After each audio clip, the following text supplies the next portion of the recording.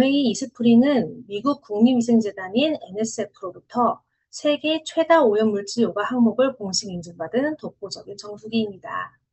오늘 이스프링이 제안하는 조우물의 기준부터 다른 제품들과 차별화되는 프리미엄 핵심 포인트까지 허일무 강사님께서 명쾌하게 짚어주실 예정입니다. 자, 이제 그럼 강사님을 모셔보도록 하겠습니다. 네, 리더님들 반갑습니다. 즐거운 또 월요일 저녁 다들 식사는 맛있게 하셨죠? 날씨가 너무 더운 것 같습니다. 지금 리더님들 근처 댁에 계실 때 지금 온도 어떤가요? 전 강의 들어오기 직전에 지금 보니까 제가 사는 곳은 지금 28도네요. 9시가 넘었는데도 지금 뭐 이렇게 높은 온도를 기록할 정도로 아마 지금 전국이 많이 좀 뜨겁지 않나 싶습니다. 이럴 때 꼭 필요한 건 뭡니까? 바로 수분 섭취겠죠. 이런 수분 섭취 아무 물로나 해서는 안 될 겁니다. 오늘은 이런 중요한 수분 섭취부터 우리가 좋은 물을 어떻게 얻을 수 있고 또 어떤 제품으로 활용할 수 있는지 이스프링에 대한 이야기 한번 1시간 동안 나눠보도록 하겠습니다. 우선 자료 공유 먼저 진행해 드릴게요. 네, 자료는 잘 보이실 것 같고요. 네, 오늘 강의 주제입니다. 무더운 여름, 내 몸속 온도 조절은 하루 물 한 잔 습관으로부터라고 제가 적어놨는데요. 리더님들 지금 거의 벌써 900여 분 가까이 들어와 계십니다. 다들 옆에 물 한 잔씩은 떠놓으셨죠? 네, 저도 이따가 말하다 중간중간 또 수분 보충할 거니까 제가 마실 때도 또 제가 마시지 않더라도 리더님들은 중간중간 물 섭취하시면서 강의 듣는 시간 있으면 좋을 것 같습니다. 네, 더워도 너무 더운 여름이죠. 이 장마 끝나고 나서 뭐 정말 더운 것 같습니다. 사무실에서도 또 우리가 어딜 가든 카페를 가든 식당을 가든 정말 요즘 뭐 에어컨 선풍기 없으면은 지내기가 굉장히 좀 어려울 정도로 더운데 뭐 저희 이제 본사가 있는 서울 지역뿐만 아니라 아마 전 지역에서 지금 이 안전 안내 문자 한 번쯤은 받아보셨을 거란 생각이 듭니다. 며칠 전에 제가 실제로 받은 걸 좀 캡처를 한 건데요. 이 서울 전 지역의 폭염으로 인해서 날씨가 너무 덥다 보니까 야외 활동은 좀 자제하고 또 이제 수분 섭취나 건강 관리에 유의하라 이런 안내 문자가 왔었습니다. 그래서 이런 안내 문자가 올 정도면 그날은 정말 정말 좀 날이 뜨겁다, 덥다라는 의미이니까요. 그럴 때는 이렇게 안내 내용처럼 되도록이면 조금 휴식을 취하시거나 실내 활동 위주로 해주시면 좋을 것 같습니다. 근데 이렇게 덥다 보니까 이런 좀 궁금증이 생기더라고요. 야, 올여름 그럼 도대체 작년보다 또는 재작년보다 얼마나 더울까? 이걸 찾아보니까 굉장히 좀 재밌는 결과를 볼 수 있었습니다. 기상청에 제가 들어가 보니까요. 2026년 여름 기후 전망을 이렇게 그 자료를 올려놓은 게 있더라고요. 이걸 보니까 6월부터 8월, 우리가 흔히 여름철이다라고 하는 이 기간 동안 기온이 평년보다 높을 것으로 전망을 하고 있었습니다. 사실 저는 이 자료를 찾기 전부터도 이런 느낌이겠거니라고 생각을 했었는데, 역시나 맞았고요. 제가 이걸 왜 이런 느낌이겠거니라고 생각을 할 수 있었냐면은 작년에도, 재작년에도, 또 그 전년에도 이런 그 여름 기후 전망 자료를 찾아볼 때마다 앞에 해만 달라져요. 2023년, 2024년, 작년 뭐 2025년, 내년 뭐 2027년, 그 다음에 2028년도 어찌 보면 앞에 해만 달라지고 이 내용은 반복되지 않을까. 참 좀 웃픈 내용이죠. 이게 작년에도 너무 더웠잖아요, 우리. 재작년에 너무 더웠잖아요. 올해 지금 너무 덥고요. 근데 내년에 더 더울 거라는 생각만 해도 벌써 덥습니다. 그렇다 보니까 정말 많은 분들이 이런 여름을 나기 위해서 지금 아마 댁에서 들으시는 분들 선풍기, 에어컨, 뭐 부채부터 해가지고 많이 준비하고 듣고 계실 겁니다. 저 역시도 지금 뭐 에어컨 켜놓고 하고 있기도 합니다. 그런데 에어컨이나 선풍기 또는 부채에는요, 내 겉모습, 이 외적인 거를 굉장히 좀 시원하게 만들어줄 수는 있어요. 꼭 필요한 거 맞아요. 그런데요. 내 몸 안쪽부터, 이 내면 깊숙한 곳부터의 더위를 식혀주는 방법은 에어컨만으로는 해결이 안 될 수도 있겠다라는 겁니다. 이 여름철 내 몸을 위한 진짜 에어컨 뭘까요? 지금 옆에 물음표 힌트가 나와 있죠. 답, 물, 수분 섭취 맞습니다. 결국에 내가 진짜로 내 건강과 내 몸을 위해서 계속 주기적으로 해주어야 할 그런 행위는 바로 올 여름철엔 수분 섭취가 가장 중요하다라고 말씀을 드리고 싶습니다. 이런 수분 섭취, 그 중요한 이유, 요렇게도 한번 비교를 해볼 수 있을 것 같습니다.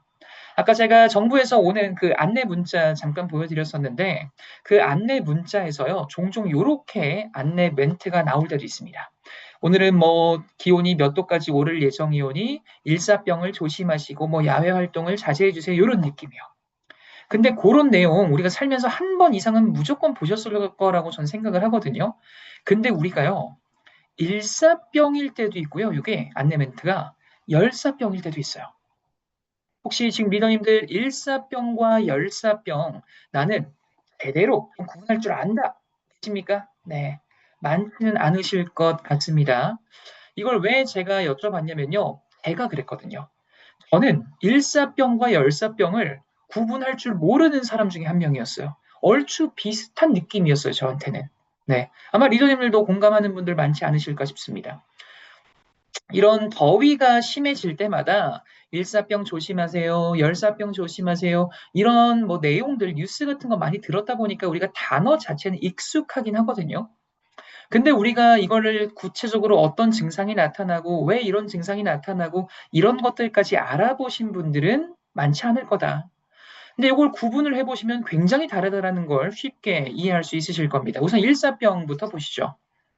일사병은요, 쉽게 말해서 우리가 흔히 좀 더위 먹었어 이런 표현할 때도 있잖아요. 그 증상보다 조금 더 심해졌다라고 생각하시면 돼요. 무슨 말이냐면은 우리가 날이 너무너무 덥다 보면요. 내 체온이 이렇게 올라가죠. 우리가 덥잖아요, 말 그대로.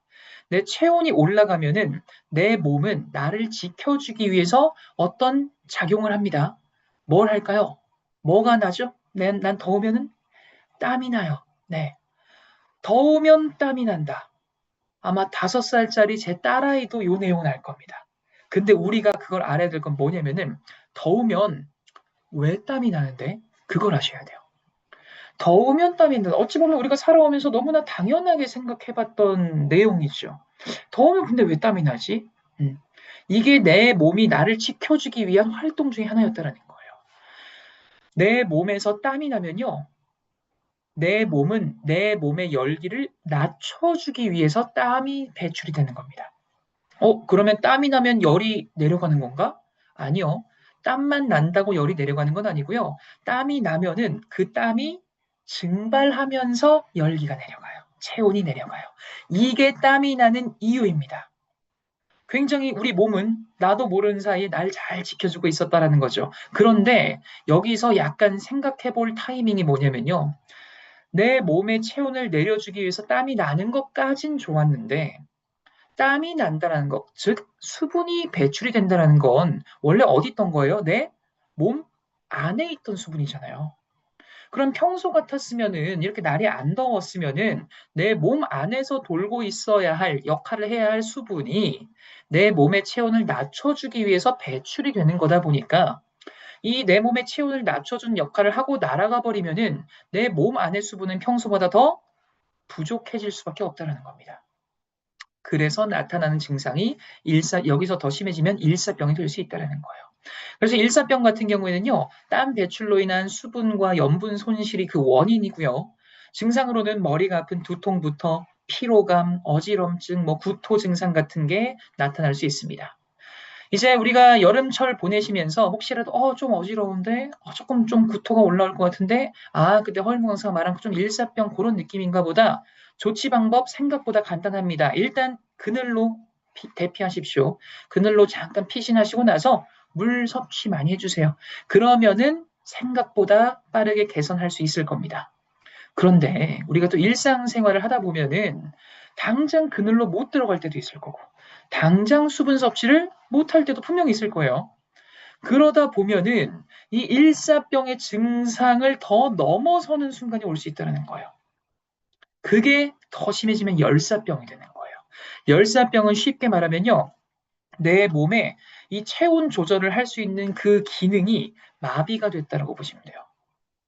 뭔가 단어부터 벌써 좀 무섭죠? 체온 조절 기능이 마비가 된다? 체온 조절 기능이 마비가 되면 어떤 증상이 나타날까요? 아까 제가 체온 조절을 하기 위해선 내 몸이 뭘 배출한다 그랬죠?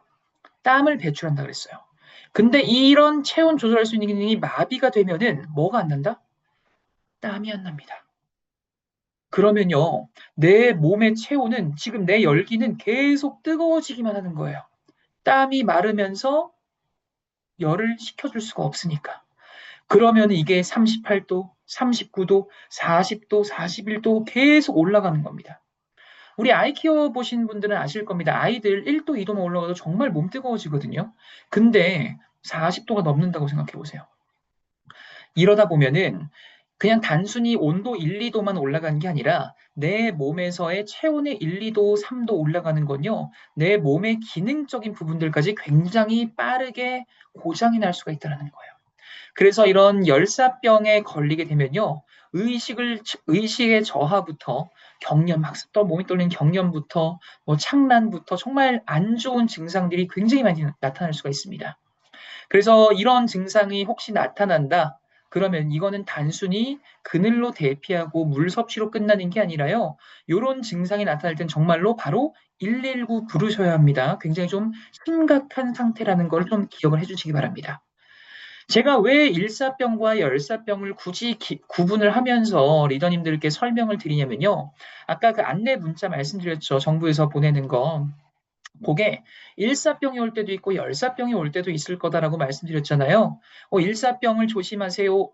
라는 문자를 받으셨으면은, 야, 오늘 평소보다 조금 더 뜨겁겠다. 그렇게 좀 이제 생각을 해주시면 좋을 것 같고, 열사병을 조심하세요라고 오는 날이 있다. 그러면은, 야, 오늘은 내가 진짜 급한 일 아니면 되도록 좀 실내에서 머물러야겠다. 그날은 진짜 좀 조심해야겠다라는 걸 생각을 하십사. 이렇게 좀 구분을 하는 법도 말씀드려봤습니다. 혹시 강의 끝나고 야 일사병이 심한 거였나 열사병이 심한 거였나 헷갈리시는 분들이 계실까 봐 쉽게 기억하는 법. 1보다 열이 더 크죠. 네, 그래서 1에서 더 심해지면 열 된다. 그렇게 기억을 하셔도 쉬울 것 같습니다. 네, 그래서 이런 일사병과 열사병도 한번 이야기 나눠봤는데 여름철에 특히나 또 우리가 일상적으로 조심하셔야 되는 건 바로 탈수 증상입니다. 탈수는 뭐 너무나 쉬운 개념이다 보니까 너무 많은 분들이 이해를 하고 계실 것 같은데요. 신체의 수분의 총량, 그러니까 내 몸에서 일정량이 유지가 돼야 되는 이 수분이 평소보다, 이 정상보다 적어지는 현상을 탈수 현상이라고 말을 하죠. 이런 탈수 현상, 여름철에 다른 계절보다 훨씬 더 자주 나타날 수 있습니다. 단순히 탈수, 목이 좀 마른데 정도의 수준이 아니라요, 다른 증상들로도 나타날 수가 있는데, 대표적인 게 우리가 이렇게 앉아 계시다가 이렇게 일어나시면은 평소에 혈압도 괜찮으신 분인데, 요즘 따라 갑자기 좀 핑 도는 것 같아. 그런 분들 계시거나, 또는 가만히 이렇게 앉아 있는데 심장이 평소보다 너무 빠르게 콩닥콩닥 뛰는 것 같아요. 그렇거나, 또는 소변을 보는데 유독 색깔이 더 노랗고 냄새도 조금 더 지독하게 나는 것 같아요. 또는 피부 탄력이 평소보다 조금 더 이렇게 탄력이 떨어지는 것 같아요. 약간 요런 증상들, 제가 지금 말씀드린 네 가지 증상들이 평소보다 조금 더 나타난다 하시는 분들은요, 물론 다른 원인일 수도 있습니다. 하지만 수분이 부족해서 나타나는 증상일 수도 있다는 겁니다. 다르게 말을 하면요.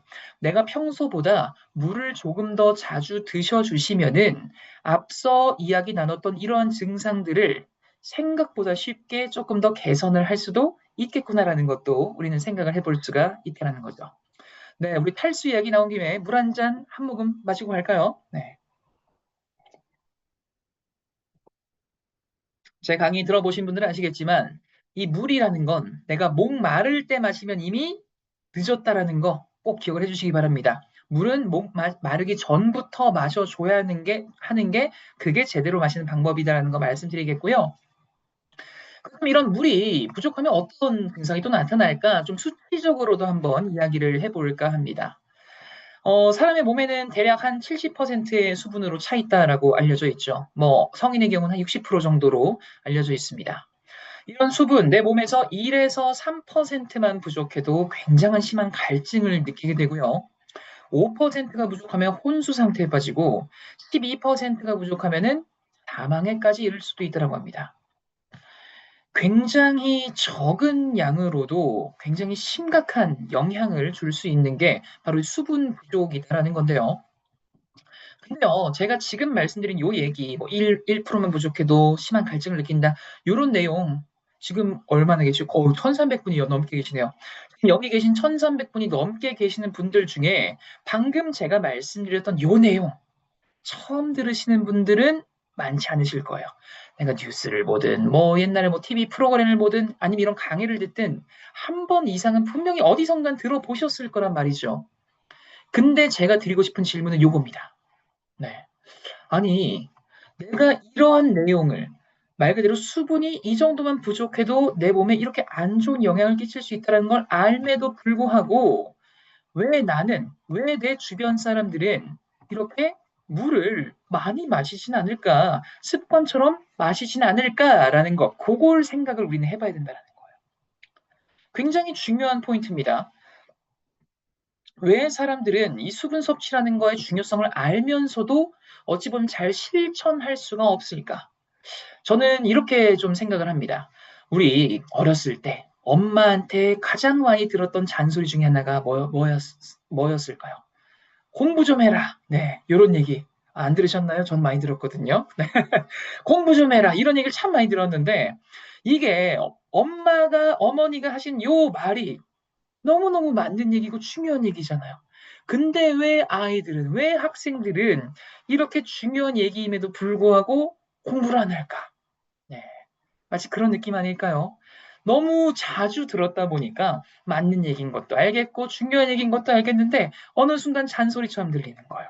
그렇다 보니까 그냥 한 귀로 듣고 한 귀로 흘리는 경우도 생기지 않았나라는 생각이 듭니다. 이 수분 섭취도 비슷한 것 같아요. 여름철만 되면 이렇게 정부 안내 문자에서도 뉴스에서도 뭐 TV 방송에서도 아니면 이런 강의에서도 물 드세요, 물 드세요, 물 드세요. 너무 자주 들었다 보니까 맞는 얘기인 걸 알면서도 어느 순간 나도 모르게 한 귀로 듣고 한 귀로 흘리는 적이 많지 않았나. 하지만 그렇다고 수분 섭취 안 하시면 안 되겠죠. 그래서 제가 고민을 했어요. 야, 이거를 어떻게 하면 리더님들이 조금 더 수분 섭취를 많이 할 수 있을까? 물을 자주 드실 수 있을까? 아하. 그러면은 이 1%가 부족하다는 걸 구체적으로 좀 계산을 해보자. 네, 계산을 해보자. 한 20분 정도 강의 진행했는데요. 아직 좀 졸린 분 많이 안 계시죠? 혹시 졸린 분 계실까 봐 잠 좀 깨시라고. 네. 아, 우리 여름철 핫하게 제가 한번 우통 한번 까봤습니다. 네. 네, 저 맞고요. AI 아니고요. 정말 운동 열심히 한 허일무 강사 맞고요. 네. 잠이 좀 깨셨나요? 네, 좋습니다. 제가 이걸 왜 사진을 굳이 공개를 했냐. 리더님들의 잠도 깨울 겸, 요 내용은 잊지 마셔라 하는 의도로 한번 공개를 해봤습니다. 우리 임효진님 손 드셨어요. 지금 박수를 쳐주신 거라고 이해하겠습니다. 고혜영 리더님 감사합니다. 네, 이제 손 안 드셔도 돼요. 네. 네. 1% 부족한 게 어느 정도인가? 직접 우리를 대상으로 한번 계산을 해보자라는 겁니다. 평소 체중이 74kg 정도가 됩니다. 여기서 우리 몸의 수분이 한 60% 정도 된다 그랬죠. 성인의 수분 비율이. 그럼 제 몸엔 지금 한 52kg 정도의 수분이 지금 차 있을 거란 얘기예요. 그럼 이 52kg 정도의 1%몇 밀리리터죠? 대략 520ml 정도 된다는 거예요. 우리가 1%만 부족해도 수분이 정말 부족하니까 물 많이 마셔야 돼 라고만 말하는 것보다 누구님, 우리 몸에서 1%만 부족해도 수분이 진짜 많이 부족해지는 거거든요. 심한 갈증을 느낀대요. 근데 1%라 그러면 감이 잘 안 오시죠? 1%가 어느 정도냐면요. 제 평소 체중이 74kg 정도가 되는데 이 성인의 경우는 60% 정도 물로 차 있다라고 하더라고요. 그럼 51kg 정도가 지금 제 몸에 물로 있을 텐데 요거의 1%면은 520ml 정도밖에 안 돼요. 생수병 500ml 정도 하나밖에 안 되는 양만 제 몸에서 빠져나가도 제가 엄청나게 갈증을 느낄 수가 있다는 거예요. 근데 누구님은 저보다 체중도 덜 나가시잖아요. 그러면 어찌 보면 500ml보다도 덜 빠져도 굉장히 심한 갈증을 느낄 수 있다는 거거든요. 그래서 이제 진짜 요 정도 500ml 정도라도 평소보다 조금 더 드셔주시는 게 어떨까요? 이런 느낌으로 말한다면 단순히 그냥 1%만 부족해도 갈증이 나니까 물 드세요 보다는 그러네. 야, 1% 생각보다 엄청 적구나. 내 몸이 체중이 이러니까 난 요 정도 마셔야겠네. 400ml 마셔야겠네. 500ml 마셔야겠네.가 될 수 있다라는 겁니다. 그래서 이제 리더님들도 뭐 주변 분들한테 물 좀 많이 마셔 라고만 말하면은 맞는 얘기지만 실천하기가 쉽진 않을 수도 있을 거다. 직접 같이 내 몸무게도 다른 사람 몸무게도 같이 한번 계산을 하면서 재미도 얻으면서 이런 수분 섭취의 중요성까지도 한번 생각을 해보시면 어떨까라는 생각이 듭니다. 오늘 해보면요, 이 더운 여름철일수록 이 꾸준한 수분 섭취가 더욱 중요하다는 거 말씀드리겠고요. 우리가 이제 이 수분 섭취, 물을 왜 마셔야 하는지를 공감을 하셨으면은 이제 그렇다면은 다음 스텝은 그럼 어떤 물을 마셔야 할까? 요 고민을 해보셔야 할 겁니다. 저는 두 가지를 제안 드리고 싶습니다. 첫 번째는요, 우선 미네랄이 들어있는 물을 드시는 게 좋다라고 말씀드리고 싶습니다. 이 미네랄의 중요성은 뭐 이렇게 이스프링 강의 외에도 뉴트릴라이트 강의에서도 뭐 워낙 많이 익숙하게 들으셨고 또 공부하시고 또 전달까지 하고 계실 거란 생각이 듭니다. 우리 몸에서 정말 꼭 필요한 영양소에 속하는 게 바로 또 미네랄이지 않겠습니까? 근데 이런 미네랄 사실 물 외에도 식사를 하시거나 뭐 과일을 드시거나 뭐 야채를 드시거나 아니 뭐 뉴트리엔트를 섭취하시거나 다양한 방법으로 우리가 얻을 수는 있습니다. 하지만 그 중에서도 저는 이 물로서는 미네랄을 꼭 잊지 마십시오라고 말씀드리고 싶은 이유가 뭐냐면요. 식사를 하고 뭐 과일을 먹고 이런 것들은 소화 시간이 필요하잖아요. 그렇죠? 그런데 물 같은 경우에는요. 내가 물을 마시면은 이 물이 30분 내로 다 흡수가 된다라고 해요. 그렇기 때문에 다른 것들보다도 흡수 속도가 훨씬 더 빠르고 더 자주, 더 간편하게 마실 수 있는 그런 물질이 바로 물이잖아요. 그렇기 때문에 우리가 일상생활에서도 어찌 보면은 계속적으로 주기적으로 소량이더라도 미네랄을 공급할 수 있는 그런 구성원으로 우린 물을 생각을 해볼 수가 있다는 겁니다. 미네랄 대표적인 거 네 가지 정도 꼽을 수 있겠죠. 우선 첫 번째 칼슘입니다. 뼈 튼튼, 세포막 강화 이런 역할을 하는 그런 미네랄이죠. 다음은 마그네슘입니다. 세포의 신진대사를 촉진을 해주고요. 효소를 활성해주는 역할을 하기도 합니다. 다음으로는 또 여름철에 더 중요해지는 나트륨입니다. 이 나트륨, 신체에 적당한 수분을 유지를 해주고요. 근육 활동 강화부터 체내에 있는 노폐물을 배출해주는 역할을 하기도 합니다. 또 나트륨과 항상 세트로 다니는 게 칼륨이죠. 이 칼륨 같은 경우에는 나트륨과 상호작용을 하면서 세포 내의 균형을 맞추고 또 신경 전달에 도움을 주는 그러한 역할을 하기도 합니다. 네, 이렇게 여름철에 미네랄 들어있는 물 중요하고요. 두 번째로 체크해 보시면 좋은 게 뭐냐면요. 우리나라 여름의 특성을 생각을 해보시면 쉽게 이해가 되실 겁니다. 우리나라 여름의 특성이라 하면 뭐가 있을까요? 네, 덥죠. 더워요. 덥기만 하면 그나마 다행입니다. 습도가 낮으면은 그늘 들어가면 그래도 조금 선선해지니까요. 근데 이게 웬걸? 우리나라는 더운 거 플러스 뭐도 있다? 습도도 높아버려요. 야, 이 습도가 어찌 보면 조금 더 귀찮게 만드는 요소 중에 하나죠. 말 그대로 꿉꿉합니다. 불쾌지수도 올라갑니다. 이렇게 사람 입장에서는 덥고 습하다 보면요, 불쾌하고 좀 기분도 꿉꿉해지고 하는 그렇게 좀 안 좋다라고 할 수 있다면은, 요런 상태를 굉장히 좋아하는 녀석이 있다는 겁니다. 바로 세균입니다. 세균. 다른 말로 하면은 박테리아라고도 합니다. 이 세균과 박테리아, 또 뭐 바이러스, 이러한 녀석들은요, 이 여름철 굉장히 좋은 환경이죠. 따뜻하죠. 습기, 물기 축축하죠? 어우, 번식하기가 너무 좋아요. 박테리아와 바이러스의 가장 큰 차이라 하면요. 박테리아 같은 경우에는 얘 혼자서도 살아갈 수 있습니다. 근데 바이러스 같은 경우에는 숙주가 필요해요. 숙주. 그래서 중중중 날아다니다가 우리 뭐 몇 년 전에 우리를 그렇게 괴롭혔던 코로나 바이러스도 우리 몸에 들어오면은 거기에 기생하면서 이제 안 좋은 영향들을 막 펼치는 게 바이러스. 세균은 바깥에서도 혼자서 살아갈 수도 있고 몸 안에 들어와도 또 안 좋은 영향을 끼칠 수도 있고 이게 세균과 바이러스의 차이인데 여름철에는 이 세균을 조금 더 신경을 써 주셔야 합니다. 왜냐? 이런 뉴스 참 많이 나오죠. 식중독 조심하세요. 뭐 식중독 환자가 뭐 단체로 발생했다더라. 이런 뉴스 같은 거요. 최근 5년간 이런 계절별 식중독 발생 현황을 살펴보면요. 뭐 여름철이 압도적으로 많습니다.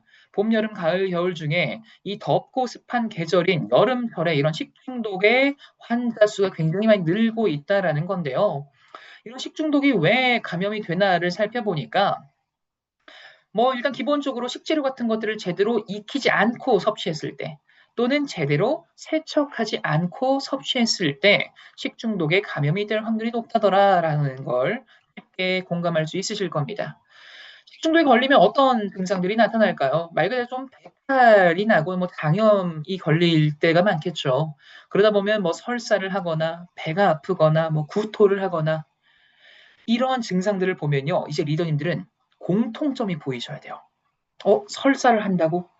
배가 아프다고? 구토한다고?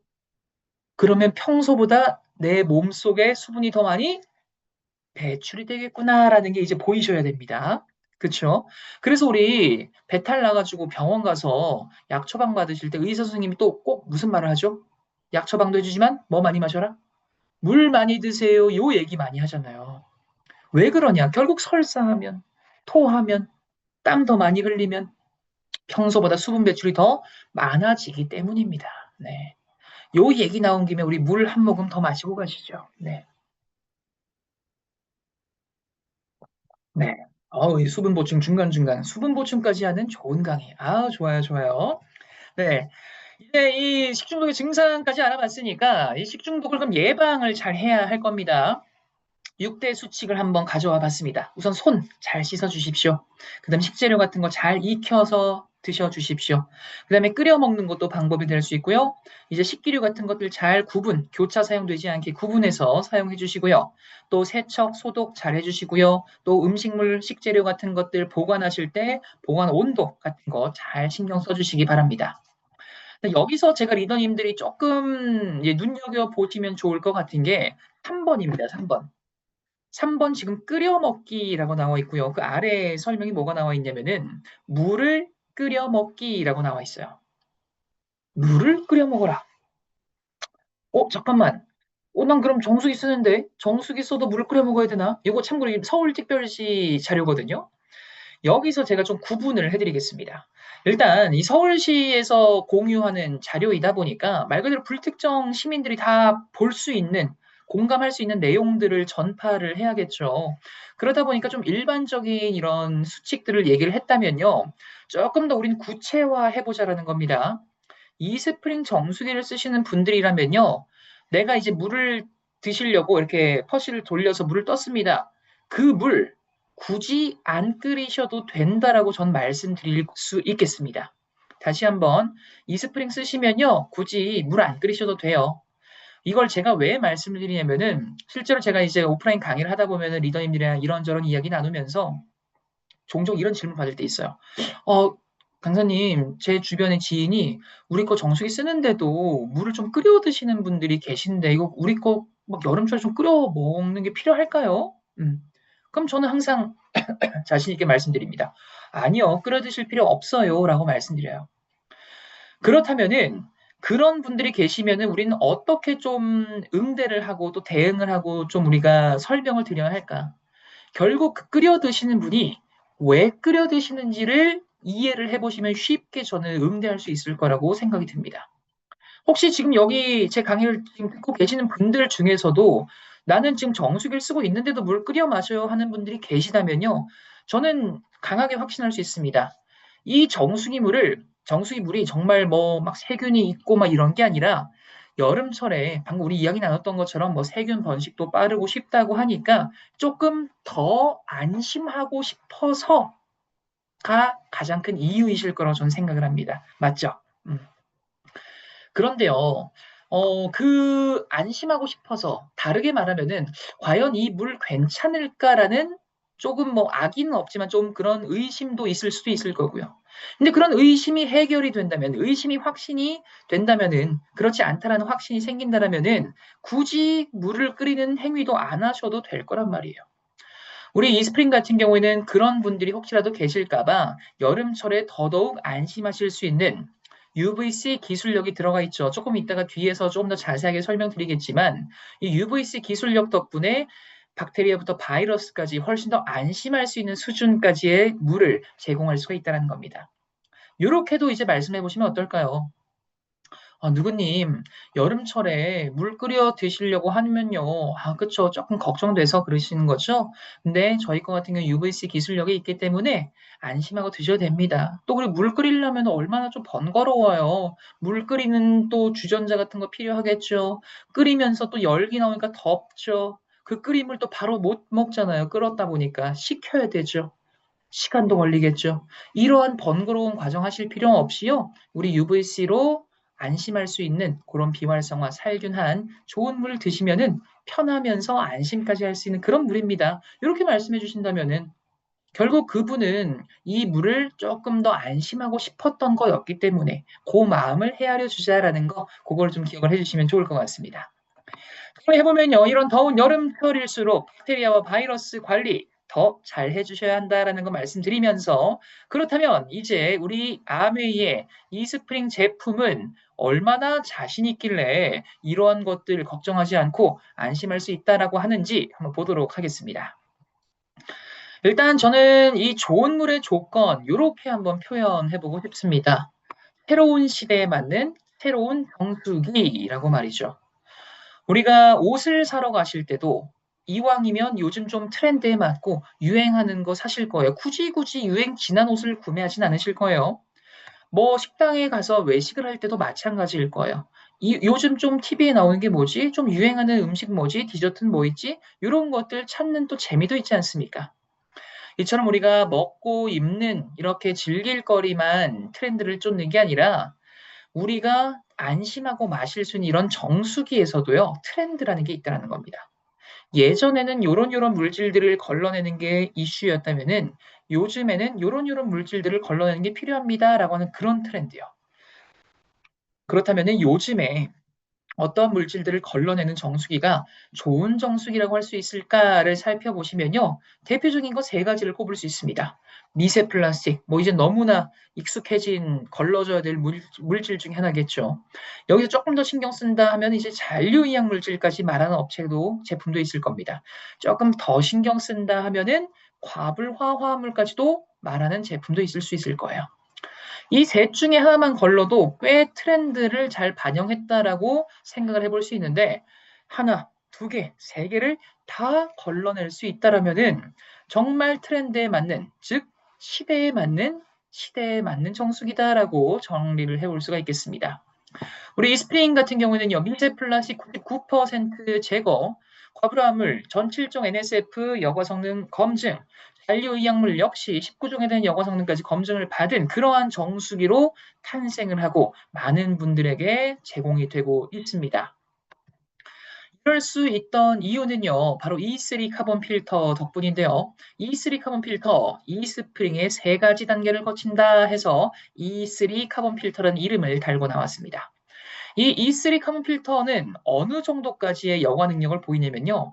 무려 170가지 이상의 오염물질을 여과할 수 있는 능력을 갖고 있습니다. 그리고 이건 어떻게 표현할 수 있냐? 무려 국내도 아닙니다. 한국을 넘어서 세계 최다 가장 많은 오염물질을 거를 수 있다는 걸 NSF에서 인정을 해준 그러한 정수기입니다.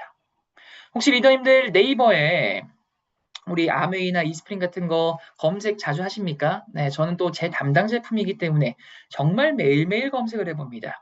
네, 며칠 전에 굉장히 반가운 기사가 하나가 떴죠. 세계 최다 오염물질 제거 능력을 보유하고 있는 정수기다, 뭐 정수 능력이다 이러면서 이스프링에 대한 기사가 쫙 나왔습니다. 얼마나 자랑스럽던지요. 네, 혹시라도 아직 검색 안 해보신 분들 계시다면은 꼭 한번 검색해 보시고 많은 분들에게 공유를 해봐 주셔도 좋을 것 같습니다. 네, 이런 E3 카본 필터 아까 제가 세 가지 단계를 거친다라고 말씀드렸는데 어떤 세 가지냐면요. 첫 번째는 프리필터입니다. 말 그대로 가장 앞면에서 큼지막한 물질들을 걸러주는 역할을 하는 그 단계이고요. 모래, 흙, 녹물 이런 것들이 요 단계에서 걸러지게 됩니다. 프리필터를 거친 다음 단계인 두 번째 단계는요. 디펜스 가드라고 해서요. 뭔가 디펜스 이렇게 막아주는 느낌이 나죠. 디펜스 가드에서 가장 그 기억을 해주셔야 하는 물질은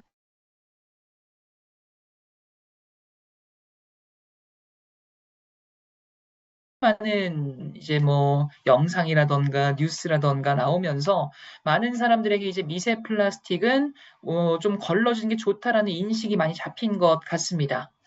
혹시라도 주변에 미세 플라스틱을 걱정하는 분들이 계시다면요. 자신 있게 이 스프링 소개해 주셔도 괜찮겠습니다. 왜냐? 이 스프링은 무려 그 미세 플라스틱을 99%나 제거할 수 있기 때문입니다. 굉장히 놀라우시죠? 근데요, 단순히 수치만 놀라운 게 아닙니다. 이 99%의 제거 능력을 어디서 인증을 받았냐? 우리 어찌 보면 수처리, 정수처리계의 끝판왕 기관이라고 알려져 있는 NSF에서 인증을 받았다라는 겁니다. 이렇게 한번 생각을 해보십시오. 어, 학교에서 수학 문제를 어떤 학생이 99점을 맞았어요. 굉장히 잘했어요. 칭찬해줄 만해요.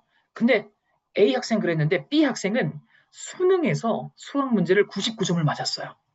그럼 A 학생과 B 학생 둘 다 99점 잘한 거는 맞는데 굳이 누가 조금 더 잘하냐를 따져본다면 아무래도 많은 사람들이 야, 그래도 좀 수능에서 99점 맞은 친구가 조금 더 신뢰성이 있지 않을까라고 생각을 하는 분들이 많으실 거예요. 그렇죠? 같은 99점이더라도 얼마나 더 많은 사람들이 인정하고 공감할 수 있냐. 그게 결국에 그 인증 기관의 공신력으로 이어질 겁니다. 그런 의미에서 이 NSF라는 기관은요, 한국을 넘어서 뭐 미국 사람이 보든, 뭐 중국 사람이 보든, 일본 사람이 보든, 뭐 프랑스 사람이 보든, 어느 나라 사람이 보더라도 이 NSF는 인정을 할 수 있는 그 정도의 공신력과 힘을 가진 기관이다라는 겁니다. 그래서 이런 두 번째 단계인 디펜스 카드까지 거친 물은요, 마지막 단계인 카본 블럭 필터로 전달이 되게 되는데요. 이 카본 블럭 필터는 사람들이 걱정하는 대부분의 오염 물질이 이 단계에서 걸러진다라고 보시면 되겠습니다. 이 카본 블럭 필터, 뭐 중금속부터 아까 우리 이야기 나눴던 잔류의약 물질, 과부하물까지도 여기서 걸러진다라고 보시면 되겠는데 일단 대표적으로 잔류의약 물질, 신종의약품을 빼놓을 수 없겠습니다. 무려 19종에 대한 여과 성능을 검증을 받았다라는 건데요. 우리가 아플 때 굉장히 좀 심하다 보면은 병원에서 항생제 처방을 받을 때도 있죠. 근데 이런 항생제 또 너무 우리가 몸에 많이 섭취하다 보면 또 안 좋아진다라는 것도 많이 얘기를 들어보셨을 겁니다. 근데 내 몸에 들어오는 것도 들어오는 건데 우리가 또 이렇게 일상생활을 하다 보면은 집에 한두 개 정도는 이렇게 다 이제 다 나아서 안 먹는 약들이 있지 않으세요? 네. 이런 약들 평소에 어떻게 처리하십니까? 아마 평소에는 그냥 집에 놔두고 있다가 좀 집안 정리할 일이 있을 때 한 번에 모아서 폐기를 한다거나 이제 버리거나 하실 텐데 정석으로 버릴 때는 약국에 반납을 하는 게 정석으로 폐기하는 방법이죠. 근데 여기 계신 분들 중에 그렇게 하는 분들도 계시겠지만 아마 조금 뭐 의도했든 의도하지 않았던 내가 뭐 쓰레기통에 버리거나 뭐 싱크대에 버리거나 변기통에 버리거나 하셨던 분들도 계실 겁니다. 저도 옛날엔 그랬고요. 근데 이게 어찌 보면 내 입장에서는 그냥 한 번 버리신 걸 수도 있는데 이걸 받아내는 지구 입장에서는 A도 버려, B도 버려, C도 버려. 한국뿐만 아니라 전 세계에서 한 번씩만 버린다라고 하더라도요. 지구 입장에서는 정말 수많은 이런 약물을 받아내야 되는 입장이 돼버린다는 겁니다. 근데 이게 뭐 올해만 그러냐? 아니죠. 1년 전, 2년 전, 10년 전, 몇십 년 전부터 그래 왔을 거고, 또 지금도 그럴 거고, 또 앞으로도 그럴 겁니다. 그렇다 보니까 지구 입장에서는 이거를 정화할 수 있는 능력을 벗어나는 경우가 이제 발생할 수 있다는 겁니다. 결국 이렇게 버려진 약들은 강이나 하천을 통해서 흘러 들어갈 거고요. 이러한 것들이 생태계를 오염한다거나 더 심할 경우에는 다시 인간에게도 돌아올 수가 있다는 겁니다. 그렇기 때문에 우리가 어찌 보면 하루에도 몇 번씩 마셔야 하는 이런 물을 마실 때 이런 것들이 혹시라도 섞여 있으면 어떡하나 걱정하는 것 자체부터 매번 마실 때마다 그런 걱정을 할 수는 없겠죠. 그럼 물 못 마실 것 같아요, 저는. 특히나 아이한테 줄 때 얼마나 걱정되겠습니까? 그래서 이런 걱정하시지 마시라고 이 뉴 이스프링 같은 경우에는 신종 의약품을 19종에 대한 여과 성능까지 검증을 받았다라는 겁니다. 그럼 어떤 물질들이 있나 조금 살펴보면요. 뭐 설파메라진, 설파메타진, 클로랄 하이드레이트, 벤조일 에코니까지 이름도 어려운 것들이 너무너무 많습니다. 약대를 전공하시거나 뭐 의대를 전공하신 분들이 아니고서야 일상생활에서 약물 이름을 들을 일은 거의 없으실 겁니다. 그렇다 보니까 그냥 단순히 이렇게만 보면은 감이 잘 안 오실 수도 있을 텐데요. 제 강의 이제 많이 들어보신 분들은 쉽게 기억하실 거란 생각이 듭니다. 우리는 뭐라도 기억을 하자. 앞에 설파를 기억을 하자라고 말씀드렸습니다. 네, 설파, 설파, 설파. 지금 꽤 반복되는 것들이 있죠. 이 설파가 붙은 물질들은요, 뭘 의미한다? 항생제를 의미한다, 항생제 성분을 의미한다라는 겁니다. 그래서 이 19가지를 다 리스트업해서 기억을 하시긴 너무 어려우니까, 설파가 붙는 거, 항생제 성분이라고 그랬지? 이스프린 같은 경우에는 항생제 성분까지도 거를 수 있는 그런 정수기구나. 그렇게 기억을 하셔도 괜찮다라는 겁니다. 이뿐만 아니죠. 항생제 성분을 넘어서 어찌 보면 불멸의 화학물질이라고도 알려진 과불화 화합물에 대한 여과 성능까지 NSF에서 검증을 받았습니다. 이 과불화 화합물, 아직 미세 플라스틱이나 잔류이학 물질만큼 많은 사람들에게 좀 인식이 된 물질은 아닌 것 같습니다. 왜냐면 제 주변 사람들에게 이렇게 물어봐도요, 과불화 화합물이라는 단어 자체를 처음 들어본 지인들도 꽤 많이 만나봤거든요. 리더님들의 경우는 이제 강의도 많이 들어보시고 하시면서 과부하물이 조금은 익숙해지셨을 수도 있는데 아직까지 좀 더 많은 대중을 대상으로 했을 때는 과부하물은 약간 좀 낯선 그런 화학 물질로 기억이 되실 수도 있을 것 같습니다. 하지만 우리가 이 단어가 좀 익숙치 않았을 뿐, 낯설 뿐, 우리 일상생활에서 굉장히 많은 쓰임이 있는 화학 물질로 사용이 되고 있었습니다. 대표적인 게 코팅 후라이팬이죠. 네. 우리 코팅 후라이팬, 뭐 코팅 벗겨지면 바꾸세요, 버리세요라는 이 얘기는 뭐 너무나 잘 알고 계실 겁니다. 근데 코팅이 벗겨지면 왜 바꿔야 되지? 왜 버려야 되지? 를 생각을 해보신 분들 많지 않으실 거예요. 왜요? 코팅 벗겨지면 왠지 그 안 좋은 물질 나올 것 같은 그 느낌이 있잖아요.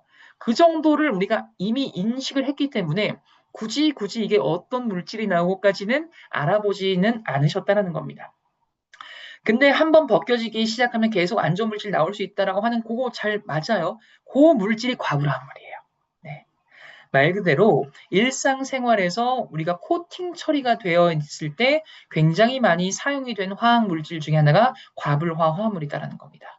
조금 더 들어가면요. 과불화 화합물은요. 하나의 특정 물질만 말을 하는 게 아니라 큰 카테고리라고 보시면 되겠습니다. 마치 우리가 비타민도 뭐 비타민 B, 비타민 C, 비타민 D 뭐 이렇게 종류가 여러 가지잖아요. 그런 느낌처럼 과불화합물도 과불화합물이라는 큰 카테고리 안에 여러 가지 하위 항목들이 있는데요. 그중에 정말 수많은 하위 항목들이 있는데 그중에 대표적으로 좀 이런 물질들은 걸러져야 해라고 선정을 해놓은 그 항목들이 NSF에서 제공을 하고 있다는 겁니다. 그 대표적인 게 P4와 P4스를 시작을 해서 추가 하위 5종까지 이렇게 선정이 된 건데요. P4와 P4스가 대표적으로 선정이 된 이유는 발암 물질이기 때문입니다. 그래서 이런 과부하물, 물론 한 번 섭취를 한다고 갑자기 뭐 꾀꼬닥하고 암이 걸 이런 건 아니에요. 하지만 소량씩이더라도 조금씩 들어오면서 영향을 주니까 어찌 보면 더 무서운 거죠. 그렇기 때문에 이런 것들 미량이더라도 아예 걱정하지 않을 수 있을 정도로 말 그대로 잘 여과가 된 그러한 정수기를 사용을 하셔야 된다는 겁니다. 그래서 그런 면에서 우리 뉴 이스프링 같은 경우에는 과부하물 NSF에서 현재 인증하고 있는 전 7종에 대한 성능을 모두 통과를 했다라고 말씀을 드릴 수가 있겠습니다. 네, 여기까지가 이제 E3 카본 필터에 대한 설명이었고요. 요 E3 카본 필터만 보셔도 야, 우리 정수기 진짜 괜찮네. 빨리 물 한번 마시고 싶다라는 생각하셨을 것 같은데 이 E3 카본 필터로만 끝나지 않습니다. 그게 더 놀라운 거죠. 왜냐? E3 카본 필터를 거쳤는데 여기 말 그대로 물리적인 필터링을 통해서 완벽하게 비활성화하기는 쉽지 않은 물질들도 있더라. 그게 아까 말씀드렸던 박테리아와 바이러스다라는 겁니다. 이거는 이스프링의 뭐 능력이 떨어져요 이런 얘기가 아니라 박테리아와 바이러스는요, 그 특성상 물리적인 필터링으로 제거한 데는 한계가 있기 때문입니다. 그래서 많은 제품들이 UVC, 이 자외선 살균을 활용을 한다는 건데, 그 중에서도 우리 이스프링의 UVC는 더욱 특별하다고 말씀드릴 수 있는 이유를 한번 살펴보도록 하겠습니다. 일단 이스프링에 적용이 된 UVC의 이 기술력 어떤 결과를 낼 수 있냐면요.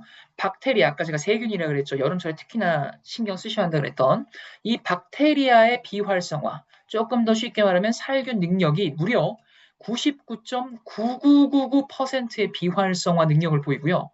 바이러스 역시 99.99%의 능력을 보일 정도로 여름철에 물 더 끓여 드세요. 이렇게 안 하셔도 될 정도의 안심을 제공한다는 겁니다. 이럴 수 있는 이유가 뭐냐면요. UVC가 있다고 이러한 결과가 똑같이 나올 수가 없습니다. 왜냐하면 그 파장에 따라서 살균력은 서로 다를 수 있기 때문인데요. 이 미생물이 가장 취약하다고 알려진 UVC의 파장은요, 265 나노미터입니다. 그리고 우리 이스프링에 적용된 UVC의 파장은 265에서 269 나노미터의 파장을 보임으로써 아까 우리가 봤던 이런 박테리아부터 바이러스의 이러한 성능까지 결과치까지 낼 수 있는 그런 능력을 갖추게 되었다라는 거죠. 굉장히 놀라운 수치죠. 하지만 이게 아무리 잘 비활성화되어 있다라고 하더라도요, 솔직히 말해서 내가 물을 떠놓고 보면은 구분은 잘 안 갈 수도 있어요. 왜냐면 이미 너무 작다 보니까. 그래서 이거를 육안으로 좀 확인하실 수 있게 우리 아메이 글로벌 본사에서 시험한 영상이 있는데 그걸 한번 보면서 이야기를 조금 더 나눠보도록 하겠습니다. 3개의 시험체가 나올 겁니다. 첫 번째 시험체는요, 아무것도 정수하지 않은 물, 그 다음에 두 번째는 E3 카본 필터만 거친 물, 세 번째는 UVC LED까지 거친 물입니다. 시간이 지나면서 박테리아가 번식을 하게 되면요, 붉게 색깔이 변할 겁니다. UVC까지 거친 물은 이 색깔이 어느 정도에 변하는지 한번 보시죠. 지금 보시면은 아무것도 정수하지 않은 물은 이미 세균이 번식을 했습니다. 하지만 UVC까지 거친 물은 거의 20시간가량이 지났음에도 불구하고 박테리아 증식이 거의 관찰되지 않았다라는 게 굉장히 놀라운 포인트거든요. 이처럼 우리가 설사 눈에 보이지 않는다라고 하더라도 이만큼 확실한 성능을 갖고 있는 게 확인이 되셨으니까 꼭 기억을 해주시면 좋을 것 같고요. 이 영상 굉장히 괜찮은데 라고 생각하는 분들 혹시 계셨다면은 우리 아메이 공식 유튜브에도 올라가 있으니까 고화질로 많은 활용해 보셔도 좋을 것 같습니다. 네, UVC LED 기술력 정리 한번 해보도록 하겠습니다. 기존 구 이스프링 대비 뉴 이스프링으로 변경이 되면서 UVC LED가 적용이 됐는데요. 기존 램프 대비 25% 정도 에너지 절약을 할 수 있는 에너지 효율도 많이 올라갔고요. 한번 설치를 하시면 최대 10년 동안이나 쓸 수 있을 정도로 굉장한 오랫동안 또 쓸 수 있는 기술력으로 탄생을 했습니다. 그렇기 때문에 매해 1년에 한 번씩 폐기를 안 해도 되기 때문에 환경까지 생각한 그런 제품이다라고도 말씀을 드릴 수가 있겠습니다.